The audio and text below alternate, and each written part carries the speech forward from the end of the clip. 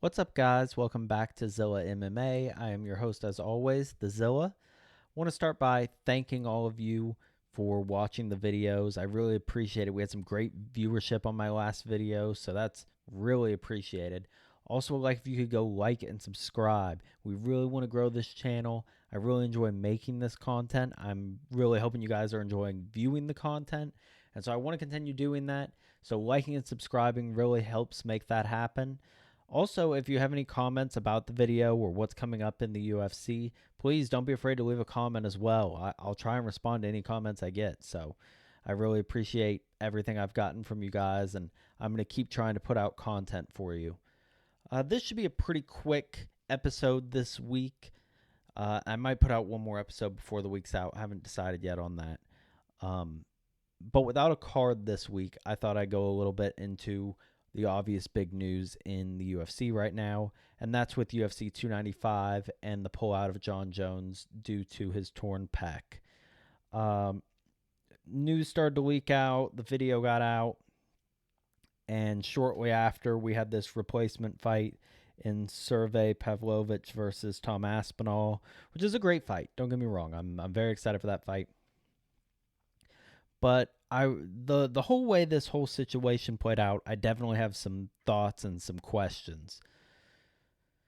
So it became pretty clear immediately that Stipe was not going to be fighting on this card anymore, which was interesting to me. And the first question I asked myself is this a Stipe decision or is this a UFC decision? Initially, I kind of assumed it was a Stipe position, and from his standpoint, I think that would make a lot of sense. Stipe doesn't have a lot to win from this fight except the big payday, obviously. That's going to be great. He wouldn't get that same payday against either of these fighters. Uh, there's a good chance this would be for an interim title, which means a lot to both of these fighters. Doesn't really mean anything to Stipe at this point in his career. And even a full blown title doesn't mean all that much to him. This is really a legacy fight. Stipe is almost certainly at this point considered the best heavyweight of all time if we're talking about as a full, looking at his full career. I think there's arguments that could be made that in brief windows, Francis Ngannou and Jon Jones have been better heavyweights, but they've not had better heavyweight careers, and so I would not consider them in the category of best heavyweight of all time.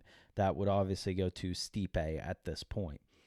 And he could really solidify that for a long time, even though I see what's happening. The heavyweight division is finally catching up with the other weight classes where we're getting some really skilled mixed martial artists in it now, not just the heavy hitters, not just the knockout artists. We're really seeing some true MMA fighters start to develop in the heavyweight division. And so there could be people that could catch up with him eventually. But I think it would definitely help solidify it for a long time, beating arguably, and not arguably in my opinion, the best mixed martial artist in the history of the sport. Now not in his natural weight division, so I don't think even a loss here would change that for him, but that could definitely do a lot to help Stipe. So it made a lot of sense to me why he may not want to take a fight against either of these guys. Just not a lot to get in it for him. Some news I read today, though, Dana White saying that it would have been insulting to even offer this interim fight to Stipe and that wasn't even really a consideration. And that whole situation is kind of odd to me. Just the way the UFC has acted lately with giving people short notice fights and forcing them into spots that they don't isn't necessarily beneficial to their careers. I find it odd that they didn't even extend that offer to Stipe when we're coming off a week where Usman and Volkanovski were both in very similar situations, or even the guys who were already in those fights in Chimaev and Makhachev having to step up to fight those fighters. That was kind of surprising to me. The other thing that's really surprising to me is that we're just going to put the title on hold forever, it seems, at this point. So Dana has said that the winner of this interim title fight is going to have to wait for Jon Jones versus Stipe. Then why are we even calling this an interim title fight? When Jon Jones returns, he should be fighting the interim champion to reconnect the heavyweight title. Or else, how is this? What does this interim title mean?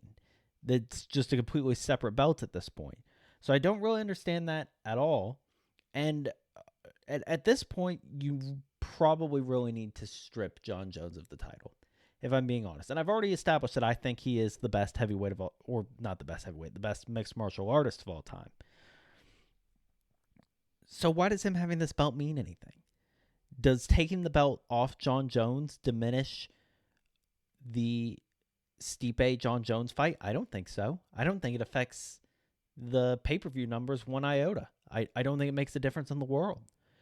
And if the plan is, which it sounds like they were anticipating, from what I've heard, they were anticipating a double retirement from Stipe and Jon Jones following this fight. If that's the case, then why do we need a belt on either of them? And if they're both going to retire after this fight anyways, then the interim champion would just become the champion. So I really don't understand the UFC's handling of this. I'm still really excited for this card. I don't think it's a bad card. The Yuri Prochazka versus Alex Pereira fight is an amazing fight. I'm really looking forward to that. I won't do a full breakdown of fights or anything, but just talking about this heavyweight fight, this goes back to something I was talking about in my last video last week about how I would not take a short notice fight at this point in the UFC after what I saw with two of the best fighters in the UFC, in my opinion, in Usman and Volkanovski, and what happened to them in short notice fights. But this situation is obviously a little different. Both guys coming in on short notice, stepping in for a shot at the title that both of them, if they don't take it here, they're going to be on hold for a very long time.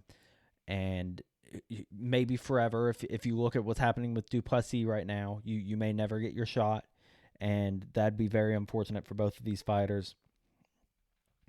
But looking at this, I think it's very beneficial, in my opinion, to Pavlovich. So I have an opinion regarding fighters coming in on short notice and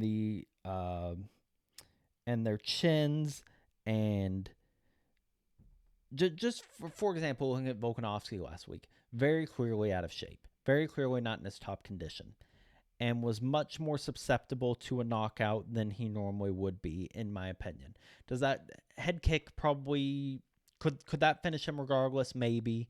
It definitely hurts him. Maybe he doesn't go down and become a subject of ground and pound, but I just have seen it in multiple occasions where fighters who have to put this extra strain on their body, late weight cut, not in their best condition.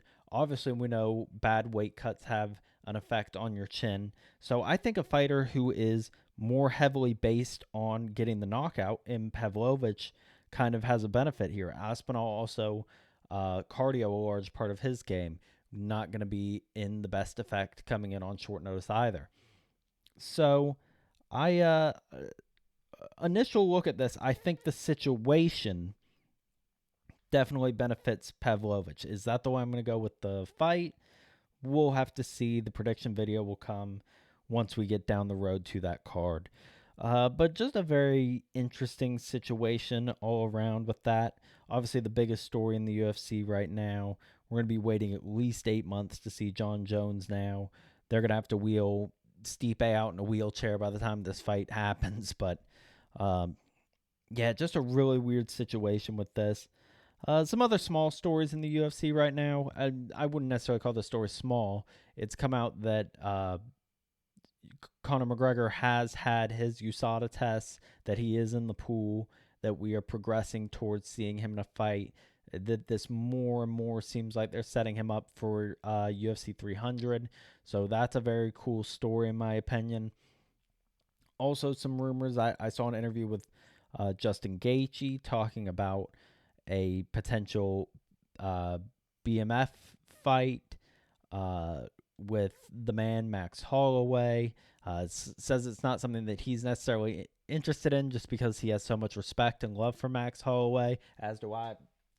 Got him right here behind me. Saw that fight in person against Poirier. He's a great fighter.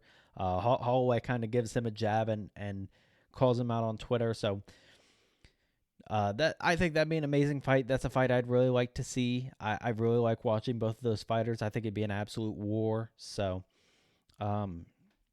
just another small story going on in the UFC right now.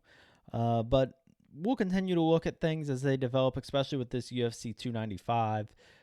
Waiting for things to settle in with that. We're going to have another UFC card next weekend. I'm thinking about creating another video at some point this week too. I saw the UFC has dropped their new pound for pound rankings, and I'm thinking about going through, breaking that down, giving a pound for pound rankings of my own. That might be something that I come out with over the weekend. But other than that, that's going to do it for this episode. Like I said, don't forget to like and subscribe, leave some comments. Love hearing from you guys. Really appreciate everyone who's watching, and we'll see you next time.